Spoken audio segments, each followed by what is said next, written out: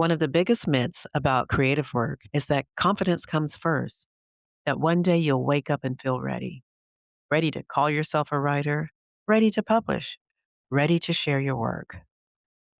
But confidence rarely arrives before the work. It shows up after you've done something difficult enough times that you begin to trust yourself. Let me say that again because I truly want it to sink in. Confidence shows up after you've done something difficult enough times that you begin to trust yourself. Hello, fiction babes and storytellers. Welcome to Habits of a Writer, the podcast where we talk about the good habits that lead to a finished manuscript. I'm your host, Portia, novelist, indie author of two published novels, and currently editing the next one. Today, we're talking about the habit of acting like the author before you feel like one. You might ask, why does that even matter? Because to change our beliefs, we often have to change our behavior first. If you see yourself as someone who wants to write a book, you will always feel like a person wanting. But someone who acts like the author they are becoming calls himself a writer long before the work is finished. I didn't know what that looked like when I first started writing. For me, I sat down and typed until I got sleepy or the baby cried. Then I started to read the craft books. I joined the writing group so I could surround myself with people who had the same goals. The productivity books taught me the mechanics, discipline, habits, routines, prioritizing what matters. But none of that made me feel like an author. What I was really looking for was someone outside of me to say it, to tell me I was an author. What I needed instead was to believe myself when I said it.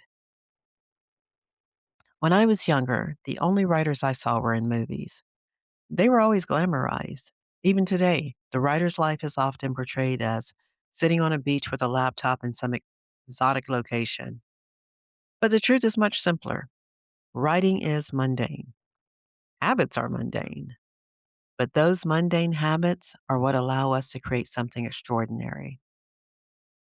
For the writers who are waiting until they feel confident or waiting for someone to validate them, such as having a publishing deal, or even the ones waiting until they finally feel ready.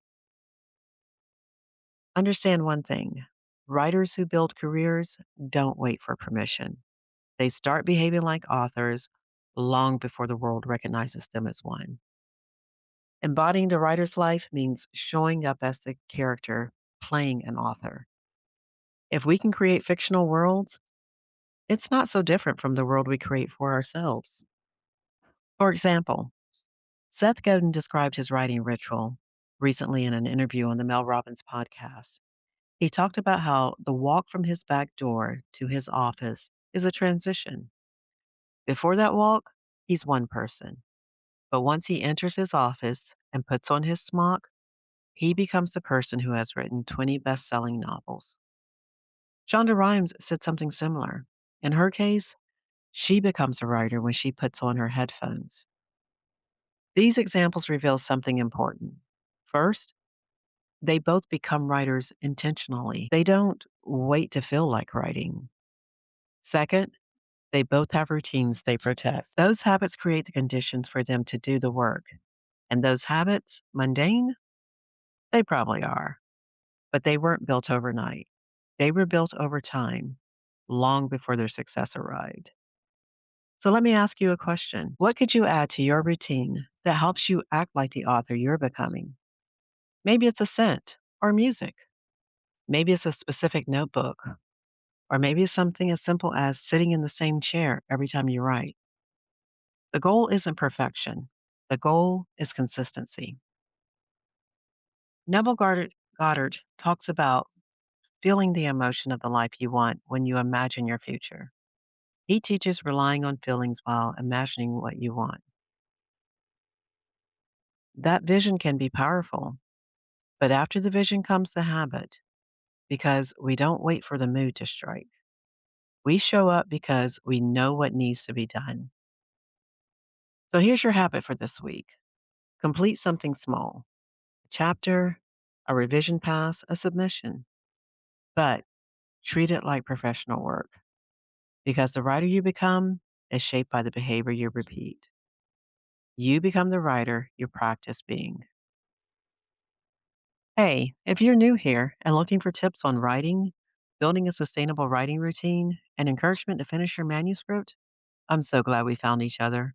I'll be here every Tuesday with a new episode, so make sure you follow or subscribe so you don't miss out. And if this episode encouraged you, share it with another writer friend who might need the reminder. Until next time, happy writing, my friends. Again, my name is Portia Vet, and this is Habits of a Writer.